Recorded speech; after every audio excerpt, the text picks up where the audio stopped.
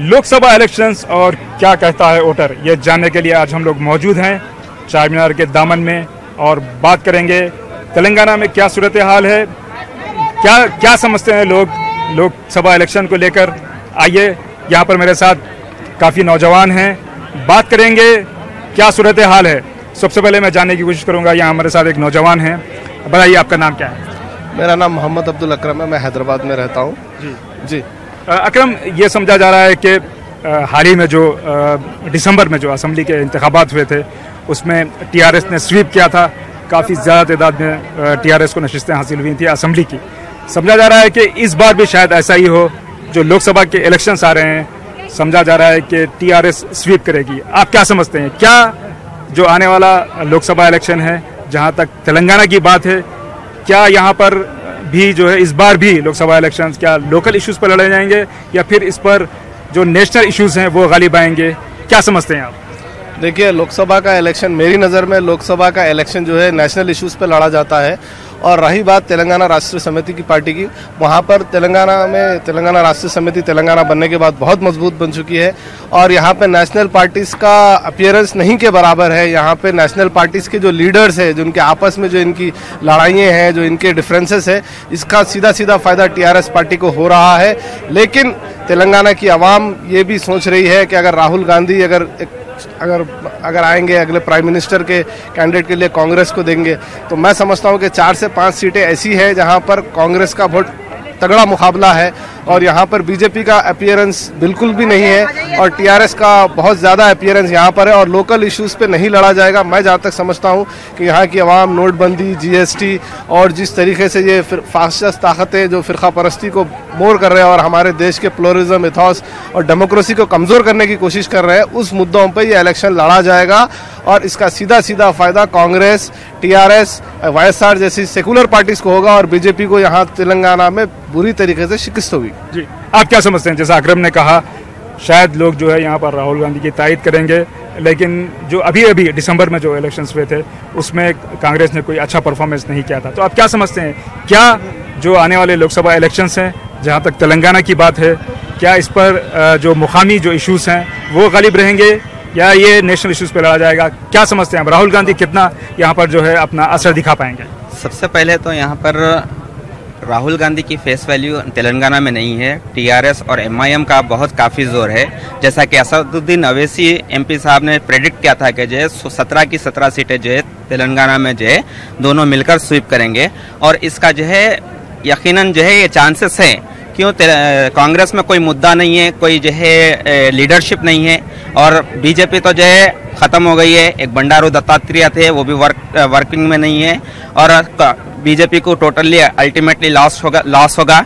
और साथ ही साथ सबसे बड़ा फैक्टर ये है कि आजकल का जो माहौल बना दिया गया है, जैसा कि काउ स्लॉटरिंग वगैरह, ये सब पूरे जो मुद्दे हैं, यानी कि मुस्लिम्स को जो है डिफेम करने की जो कोशिश की जा रही है, वो जो है सबसे बड़ा मुद्दा रहेगा तेलंगाना में और यकीनन मुस्लिम्स जो है तेलंगाना में टीआरएस और एमआईएम को ही वोट देंगे, कांग्रेस को भी नहीं देंगे। जी, आप क्या समझते हैं? जैसा कि अभी ये साहब ने कहा कि जो है टीआरएस या फिर उसके साथ जो एमआईएम भी है, शायद इन दोनों का इत्तेहाद टीआरएस को जो है मैक्सिमम सीट दिलाने में कामयाब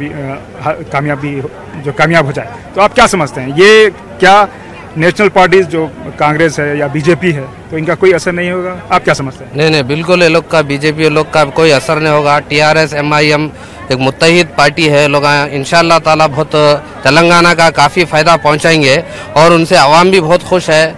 खासकर हमारी एमआईएम मजलिस इत्तेहादुल मुस्लिमीन काफ़ी अच्छा काम कर रही है अल्हम्दुलिल्लाह और काफ़ी मेहनतें कर रहे हैं पूरे उनके एमएलएस वगैरह और जीएचएमसी के वर्कर्स सब माशाल्लाह अल्हम्दुलिल्लाह हर काम में आगे है वो लोग। अल्लाह से दुआ है लोगों को अल्लाह और मज़ीद तरक्की अता फरमाए मजलिस इत्तेहादुल मुस्लिमीन को। जी, ये भी समझा जा रहा है कि जो टीआरएस जो पार्टी है, खासतौर पर जो टीआरएस के सदर हैं और तेलंगाना के जो सीएम हैं के चंद्रशेखर राव साहब, वो मरकज़ में इस बार जो है कुछ अपना जो है असर दिखाएंगे, वहाँ पर भी अपना रोल प्ले करेंगे। उन्होंने एक फेडरल फ्रंट की भी बात की थी, तमाम जो इलाकाई पार्टियां हैं उनको साथ लेकर। वो उन्होंने कहा था कि वो एक जो है वहाँ पर अपनी ताकत का मुजाहरा करेंगे। बात करते हैं फेडरल फ्रंट की। बताइए आप, के चंद्रशेखर राव साहब जो है फेडरल फ्रंट की बात कर रहे हैं, कह रहे हैं कि वो जो है अब इस बार मरकज़ में जो है वहाँ जाएंगे और अपना असर दिखाएंगे। आप क्या समझते हैं? देखिए, यहाँ तेलंगाना की जो स्कीमात है वो अभी रोल मॉडल बन चुकी है। जैसा आपने देखा कि गुज़िश्ता कुछ दिन पहले नरेंद्र मोदी हुकूमत ने भी यहाँ के स्कीमात को, जैसे राइतु बंधु हो, और भी कई स्टेट से लोग यहाँ पर आ रहे हैं तेलंगाना में और यहाँ के स्कीमात का जायज़ा ले रहे हैं और अपने अपने स्टेट्स को में इम्प्लीमेंट करना चाह रहे हैं। तो मैं समझता हूँ कि केसीआर एक नेशनल लीडर ऑलरेडी बन चुके हैं, वो एक रोल मॉडल बन चुके हैं। उनके जो स्कीमात है वो नेशनल लेवल पर मकबूलियत तैयार करते हैं, ज़्यादा लोग में चाहत है उनके लिए। और मैं समझता हूँ कि केसीआर वाकई में नेशनल लेवल पर काम करेंगे और बहुत बड़ा गेम चेंजर रहेगा आने वाले दिनों में फेडरल फ्रंट का। और ये वोटर जो है, आज का वोटर अपने कॉन्स्टिट्यूशनल लॉ के तहत अपने फंडामेंटल राइट्स और ड्यूटीज़ को जान चुका है और यही यंग वोटर उनको जवाब देगा, जिन्होंने इन 5 साल में हमारे साथ नोटबंदी हो और कई मसाइल पर हमको बहुत रुस्वा किया। आने वाले वक्त पर इनको बहुत बड़ा जवाब देगा ये यंग वोटर। जी, नाज़रीन मैं बताता चलूँ कि जो 2014 के लोकसभा जो इलेक्शंस हुए थे उसमें टीआरएस ने बहुत अच्छा मुजाहरा किया था। 17 लोकसभा यहाँ की हल्के हैं, उसमें से टीआरएस को 11 नशिस्तें हासिल हुई थी। तो ये समझा जा रहा है कि यहाँ पर जो है ख़ासतौर पर तेलंगाना में इस बार भी जो है वो इलाकाई जो इश्यूज़ हैं वो नेशनल इश्यूज़ पर गालिब होंगे। ख़ासतौर पर टीआरएस ये दावा कर रही है कि वो शायद जो है तमाम के तमाम सीट जो है वो जीतेंगे और ये जो यहाँ के जो मुबस्सिरीन हैं वो भी यही करें। जानने की कोशिश करेंगे कि क्या समझते हैं लोग टीआरएस का मुजाहरा किस तरह का होगा। आप क्या समझते हैं? दावा है शायद 17 की 17 सीटें जो है वो जीत लेंगी, क्या समझते हैं? बिल्कुल, जैसा कि दूसरे स्टेट्स में एंटी इनकम्बेंसी फैक्टर है, यहाँ पर तेलंगाना में वो एंटी इनकम्बेंसी फैक्टर नहीं है। उसकी वजह क्या है? टीआरएस और एमआईएम का जो है गठबंधन है, मेलजोल है और बहुत ही अच्छे तरीके से ग्राउंड लेवल पर बहुत अच्छे तरीके से वर्क कर रहे हैं, फार्मर्स का ख्याल कर रहे हैं, स्कीमात जो है लॉन्च कर रहे हैं। तो आप क्या समझते हैं, टीआरएस को 16 और मजलिस को 1 नशिस्त हासिल होगी? बिल्कुल पॉसिबिलिटी है। 16 तो जो है मेरे हिसाब से जो है 16 तो जो है 100% कंफर्म जो है, 15 जमा 1, 15 टीआरएस को और 1 15 जमा 1। मैं तो ये ख्वाहिश करूंगा कि असदुद्दीन अवैसी साहब से, एमपी साहब से ये ख्वाहिश करूंगा कि जैसा कि टीआरएस से जो है ऑलरेडी जो है टाइप में है, तो सिकंदराबाद भी अगर वो लेकर सिकंदराबाद से भी अपने ही कैंडिडेट को ठहराएं तो 100% इंशाल्लाह ताला जो है सिकंदराबाद की भी एक एमपी सीट जो है बढ़ सकती है। आप क्या समझते हैं, 16 जमा 1 क्या ये मुमकिन है टीआरएस और मजलिस के लिए? जी बिल्कुल मुमकिन है। हालात तो वैसे ही है क्योंकि यहाँ पर टीआरएस का काफ़ी दबदबा है। जैसा तो आप लोग सभी जानते हैं कि हैदराबाद की पार्लियामेंट की सीट हमेशा मजलिस इत्तेहादुल मुस्लिमीन का गढ़ रहा है और मैंने समझता हूँ कि अगर कुछ रहा है, लेकिन मुझे ये सोचने पे मजबूर होना पड़ा है कि जिस तरीके से केसीआर साहब ने फेडरल फ्रंट का दावा किया था, लेकिन अभी तक वो फेडरल फ्रंट उतने अपनी उम्मीदों तक नहीं हुआ। केसीआर साहब को उतना अच्छा रिस्पांस नहीं मिला। आप बताइए कौन से नेशनल लीडर ने इनकी खुलकर तायीद की? ना ममता बनर्जी ने की, ना नवीन पटनायक ने की, और कई ऐसे लीडर, स्टालिन तक के इन्होंने तमिलनाडु के चीफ मिनिस्टर से भी जाकर उनकी फैमिली से भी मिले, लेकिन आज तक भी इनको जो है कोई अच्छे सा रिस्पांस नहीं मिला। तो अगर ये 15 पार्लियामेंट की सीटें या 16 पार्लियामेंट की सीटें भी अगर ये जीतते हैं तो मैंने समझता हूं कि फेडरल फ्रंट कोई इंपॉर्टेंट रोल आने वाले इलेक्शन में करेगा। हाँ, सपोर्टिव रोल हो सकता है अगर किसी की तायीद कर सकते हैं, लेकिन जिस तरीके का लोग ये दावा कर रहे हैं कि बहुत बड़ा रूल रहेगा या डिप्टी प्राइम मिनिस्टर रहेंगे या नेशनल लीडर में कुछ कैबिनेट में बहुत बड़ा रैंक, केसीआर साहब खुद अपने नेशनल पॉलिटिक्स की तरफ जाएंगे, लेकिन अभी तक के हालात से ऐसा लगता है कि केसीआर साहब को तेलंगाना में ही रहना चाहिए, क्योंकि तेलंगाना के असेंबली इलेक्शन केसीआर साहब के चेहरे से लड़ा गया और केसीआर साहब की लोगों की उम्मीद है बहुत ज़्यादा वाबस्ता है। तो फोकस इधर ही करना चाहिए, क्योंकि नेशनल पॉलिटिक्स में केसीआर साहब का फेडरल पंप अभी तक तो एक फ्लॉप शो रहा है। जी, समझा जाता है कि इलेक्शन के आने तक अगर कोई जो है इशू अगर गालिब आ जाए तो शायद हालात बदल सकते हैं। जानने की कोशिश करेंगे। बताइए अगर कोई नेशनल इशू जो है वो बहुत ज़्यादा जो है उभर के सामने आता है तो भी क्या, जैसा कि आप लोग कह रहे हैं कि टीआरएस जो है यहाँ पर गालिब है, वो बहुत अच्छी जो है सिचुएशन में है, अगर कोई इशू जो है उभर के सामने आता है तो क्या टीआरएस को कुछ नुकसान होगा, टीआरएस कमज़ोर हो जाएगी? जी बिल्कुल नहीं, टीआरएस को कोई नुकसान नहीं होगा। यहाँ पर साउथ इंडिया में नेशनल पार्टीज का रोल बिल्कुल भी नहीं है, और ख़ास तौर से तेलंगाना में कांग्रेस हो या बीजेपी हो, इन दोनों का वजूद भी नहीं है। आपका मानना है कि अभी जो सिचुएशन है इसमें जो है लोकसभा इलेक्शन के लिए भी यहाँ की आवाम लोकल पार्टीज के साथ ही जाएंगे, खासतौर पर तेलंगाना में टीआरएस के लिए जाएंगे? जी हाँ सर, बिल्कुल। यहाँ की पार्टीज जो है काम की बुनियाद पर, यहाँ की पार्टीज को लोग वोट काम की बुनियाद पर देंगे। जो काम लोगों ने किया है, जो वेलफेयर स्कीम्स हमारे पास आए हैं, उसी के बेसिस पे दिया जाएगा। कोई भाषण के ऊपर नहीं दिया जाएगा, कोई नोटबंदी हो या सब हो, इन सब का जवाब देंगे यहाँ का वोटर, नेशनल पार्टीज को जवाब देगा। जी तो नाजरीन, हम ये जानने की कोशिश कर रहे थे कि यहाँ के वोटर्स क्या कहते हैं। चारमीनार के पास हम लोग बात कर रहे थे कि तेलंगाना में जो है आने वाला जो लोकसभा इलेक्शंस हैं उसको लेकर यहाँ के अवाम क्या सोचते हैं, क्या नब्ज़ है यहाँ के वोटर्स की, जानने की कोशिश कर रहे थे। कहता है वोटर में हम लगातार लोगों के बीच में जा रहे हैं और ये जानने की कोशिश कर रहे हैं कि इस बार वोटर का मिजाज क्या है। ये जानना बहुत ज़रूरी है। हम हर तबके के बीच में जा रहे हैं। हम इस वक्त डॉक्टरों के पास आए हैं और उनसे ये जानना चाह रहे हैं कि इस बार डॉक्टरों का मिजाज क्या है। जाहिर सी बात है, बड़े स्तंभ है, क्या कहता है सर इस बार जनता का मिजाज क्या कहता है, वोटर का मिजाज क्या कहता है? देखिए, जहाँ तक चुनाव की बात है तो हर चुनाव में जनता का अपना एक समझ होती है और जनता का एक अपना विश्वास होता है कि जो सरकार आए वो उनके विचारों को समझे। आपका मिजाज क्या है? जो भी सरकार आए हमारे हित में काम करे, जो भी आए हमारे लिए रोजगार दे, एम्प्लॉयमेंट दे, जो भी करे अच्छा करे, बस हम तो यही चाहते हैं। आप क्या चाहते हैं? मैं तो जनता की भलाई के लिए चाहता हूँ। कैसी सरकार बने? एक युवा चाहता है कि सरकार जो भी आए हमेशा देश हित के लिए और जनता के लिए काम करे। आप क्या चाहती हैं? आपके मन में क्या चल रहा है? पब्लिक के सपोर्ट में वर्क करना चाहिए। हम समाज के विभिन्न तबकों के बीच में जाके ये जानने की कोशिश कर रहे हैं। हम फिर लोगों के बीच में जाएंगे और ये जानने की कोशिश करेंगे कि उनके मन में क्या चल रहा है। कहता है वोटर में हम पहुंच गए हैं गांधी मैदान, और गांधी मैदान वो जगह है जहां पे पूरे बिहार से लोग पहुंचते हैं। यहाँ पे कुछ जरा आराम फरमाते हैं, फिर अपने अपने कामों की ओर निकल जाते हैं। आपका मुद्दा क्या रहेगा इस बार चुनाव में? चुनाव में मुद्दा नीतीश हम लोग कुछ तो होगा ना भाई, हम इस मुद्दा पे वोट देंगे, हम इस काम से बहुत खुश हैं इसलिए वोट देंगे। नीतीश जो यानी कि अपने क्षेत्र में जो काम किए हैं बहुत अच्छी काम किए हैं, सबने हर क्षेत्र में वो काम किए हैं। आम लोगों के लिए करे कि सभी को यानी कि रोजगार दे, सभी को यानी कि खाने पीने की रोटी दे, सभी को यानी कि अपना रोजगार में यानी कि अधिक करे। आप क्या चाहते हैं? जी सरकार नीतीश का राय तो नहीं, मतलब चाहते क्या, वोटर क्या चाहता है, बिहार की जनता क्या चाहती है, कैसी सरकार बने, क्या दे, आम लोगों को क्या सहूलियत मिले? आम लोगों का सहूलियत क्या, मतलब कि जनता सही रहे, आम लोगों का साधन वगैरह सब बढ़िया मिले। सरकार बढ़िया है उनकी, नीतीश जी की चल रही है। आप बताइए सर, क्या चाहते हैं कि इस बार चुनाव में कौन सा मुद्दा सबसे ज्यादा हावी रहने वाला है? कौन सा मुद्दा? ऐसे तो बिहार में कोई मुद्दा अभी है ही नहीं। आप लोगों से कुछ बात करनी है कि इस बार लोकसभा चुनाव है, पता है ना? जी सर बोला जाए। कौन सा मुद्दा इस बार हावी रहने वाला है, किस मुद्दे पे वोट पड़ने वाला है, कुछ बताएंगे? आप लोग के मूड में क्या है? मोदी मोदी मोदी हो जाना है। मुद्दा यही है कि पाकिस्तान पर हमला हो और जितना जो शहीद हुआ है उसका बदला लिया जाए और फिर दोबारा प्रधानमंत्री हमारे मोदी जी बने रहे। तो कुछ दिन पहले कुछ और मुद्दे की बात हो रही थी, सारा मुद्दा बदल गया क्या? सारा मुद्दा बदल गया ये पाकिस्तान युद्ध के बाद।